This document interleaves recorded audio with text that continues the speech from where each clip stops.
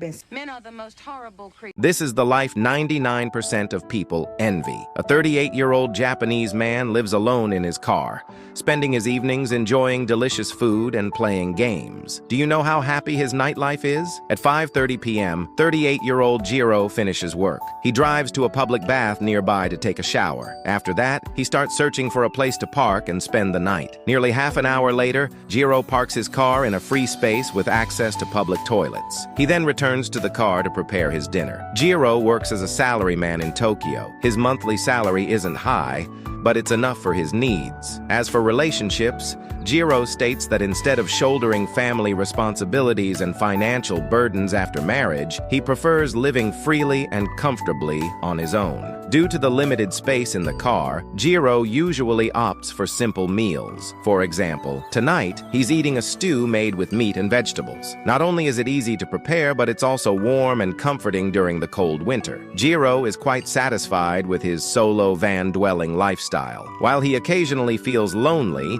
he much prefers this freedom compared to the pressures of marriage. After finishing dinner, Jiro cleans up his utensils and sets up his projector. He enjoys watching movies while sipping coffee and snacking, which he considers the happiest moment of his day. By 11 p.m., it's time for Jiro to get ready for bed, as he needs to wake up early to commute to the city for work. After watching this video, do you like this kind of lifestyle?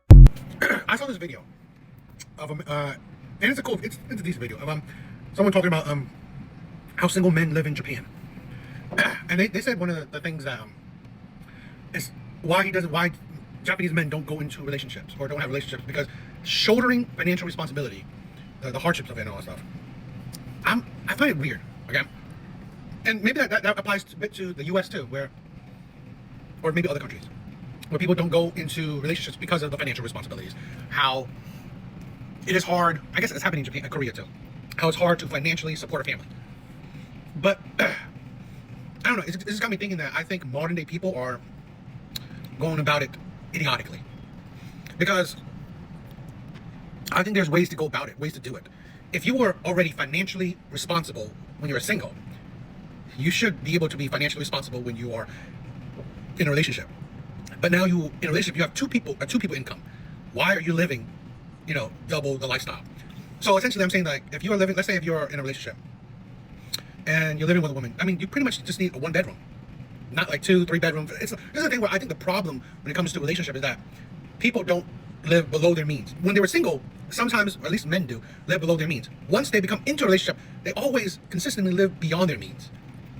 It's that now you're in a 2-3 bedroom house, when instead of, being in a 1-bedroom apartment where you're both sleeping in the same bed, but you're making, you're paying a one person's rent with 2 income. You could save, you should invest, you should put your money in high. It's like there are ways to make things work. Because here's the thing where I make minimum income, right? It's minimum earnings. I'm not making 6 figures, but my net worth is 6 figures, thanks to saving, investing, living below my means. But I do spoil myself sometimes. I'm just saying, like, a lot of times I live below my means. So this is the thing where I think a lot of people, and people can live however they want. I just think that they're living financially idiotically.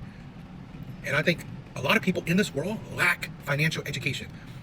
Everyone should be saving, should be spending less, should be investing, and people don't, right? I think the average savings for maybe, I don't know, someone in their 30s is a couple $100.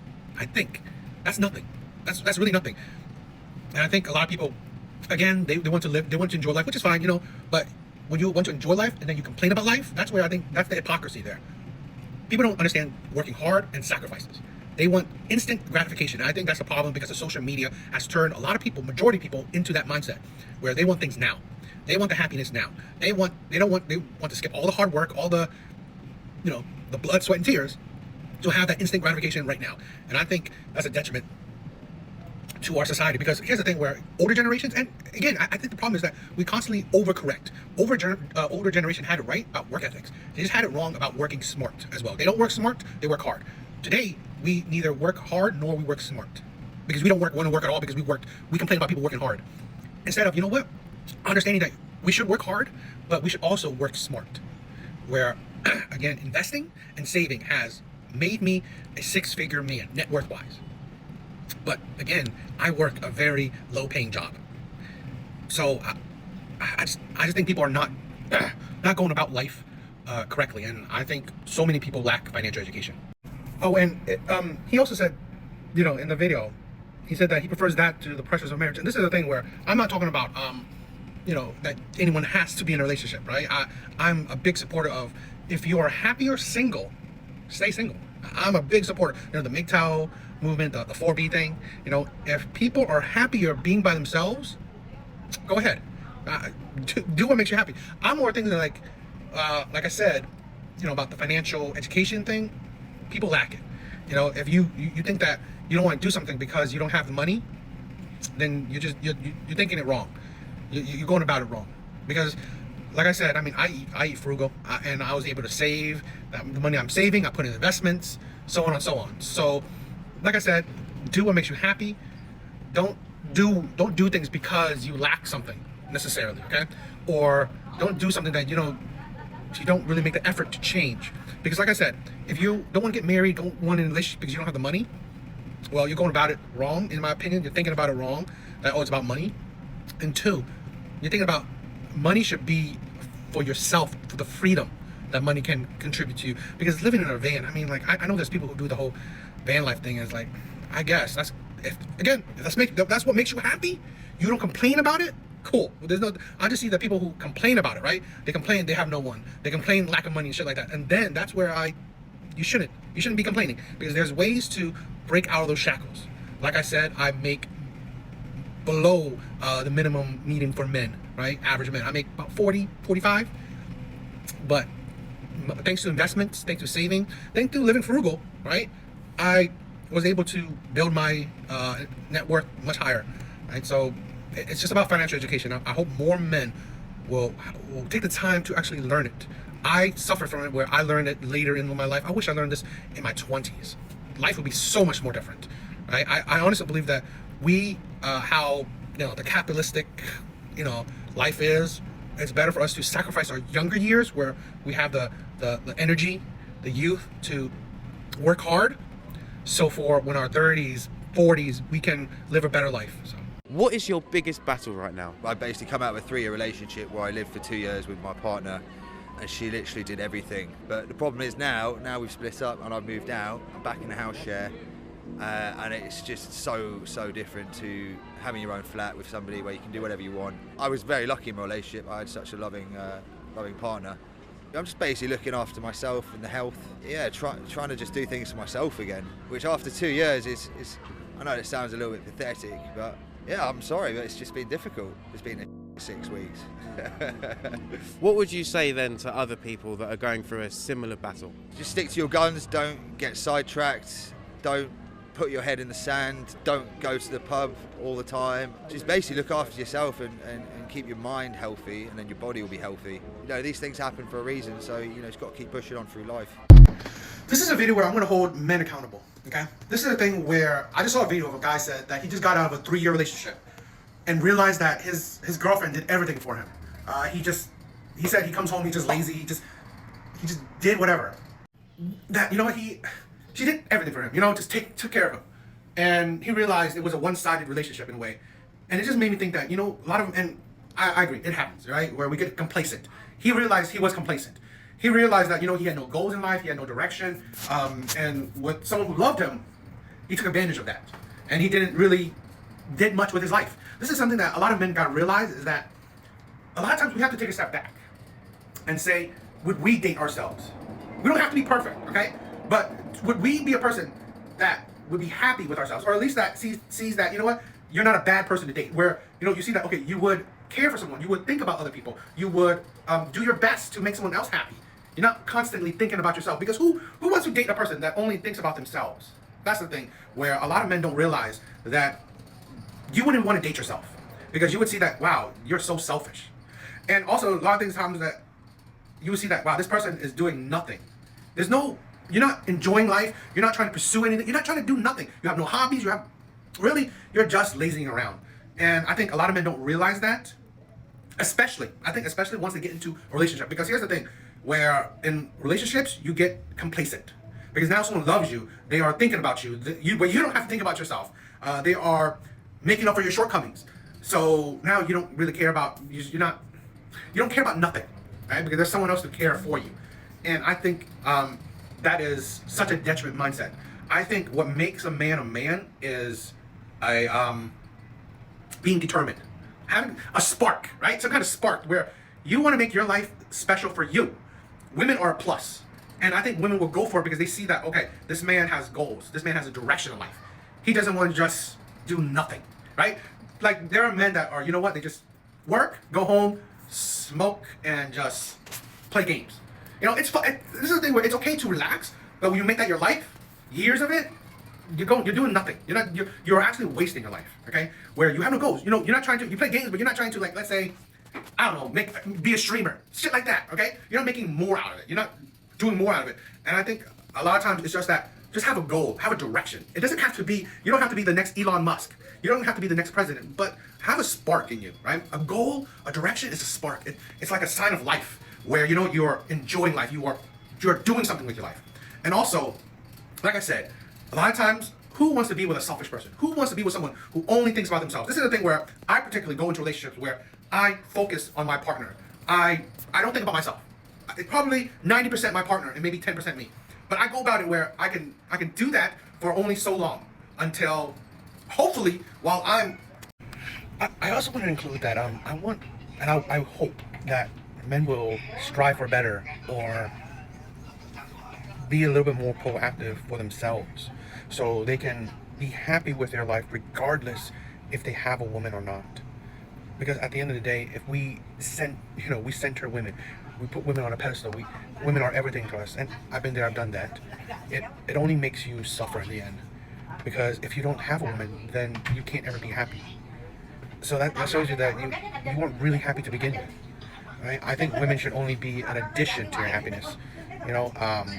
So that's why I think that creates more self-respect, more love for yourself. So I hope the better for men. I mean, I would say my dad was the ambitious one. He's the one working 24/7. He's the one at the office. He's the one building this massive company. I would say he's ambitious. I would say she's selfish. Why do you feel that her work made her selfish, but his work made him ambitious? Well, because I don't think she was doing all that much. I'm watching the Lisa Frank documentary, and I really love that interviewer asked Lisa Frank's son, why is it that you think that your dad is ambitious for all of the stuff that he was doing, all of the work that he did, but your mom is selfish? Look, people have said in my comments that Lisa by the end is like the absolute worst human being. I'm not denying that, but I am saying that you can still see double standards present and like the sexism present in terms of how people view somebody who's working at these companies, because it's the truth. Why is she selfish, but her husband, who is doing the same thing, is ambitious? And her son says it's because her husband was actually the one creating all of the things. But Lisa started the company even before it was Lisa Frank Inc. or whatever it was called. Like, the other people are saying, hey, she was like making jewelry and things like out of her dorm room. She had a lot of ideas, and she did contribute to all of these things. So why is it that a woman in those positions is considered selfish?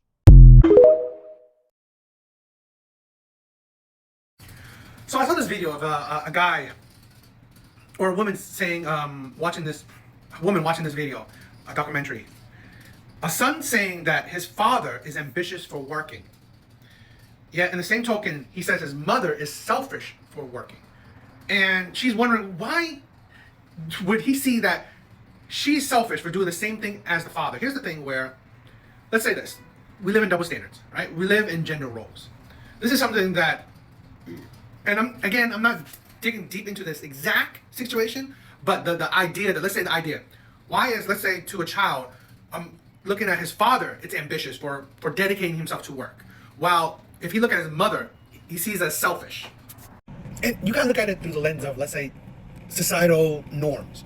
Men work to give their wives, their mother, the mother of their children, the opportunity to be a stay-at-home wife. Women work so they can have a sense of independence from their husbands and family. They're not working necessarily to provide for their family. They're working to, sometimes as a backup plan, to secure their own individual future. Because here's the thing, women aren't working so they can let their husbands be stay-at-home husbands, stay-at-home fathers. No. And in some cases, they don't necessarily unless in the cases where the man can provide in a way where she doesn't have to work, the mothers aren't providing, so they need to. I mean, they're not going to work so they can provide. They're not. I'm sorry that it's like you're seeing three different versions of me. It's just, it's like, it's a very nuanced, topic, right? So it just takes a little bit of time for me to get the thoughts out a bit. And then again, I want to preference that this is not, of course, it's not all, right? I think it's more in cases like this where in certain cases where if a man can provide for a woman to be a stay-at-home, in a sense, that's not selfish, right? That's selfless. Women will, even if women can provide for a man to be home, that won't happen, or rarely if it ever. So in essence, like I said, women go to work in these cases for the sense of independence, sense of self-accomplishments, okay? Self-fulfillment, because like providing is not necessary. I mean, of course, extra money is great, but providing is not necessarily the goal. Being able to provide so your man can be a stay-at-home husband isn't the necessarily goal. Again, it's more for selfish things like your own self-accomplishments. Feel accomplished. For men, like I said, it's more about him being able to provide for his family, and if the wife wanted to be able to stay at home. So there is a kind of a distinction where some people, and in this case a child, may view the man being selfish, ambitious, right, while viewing the women as selfish, right? So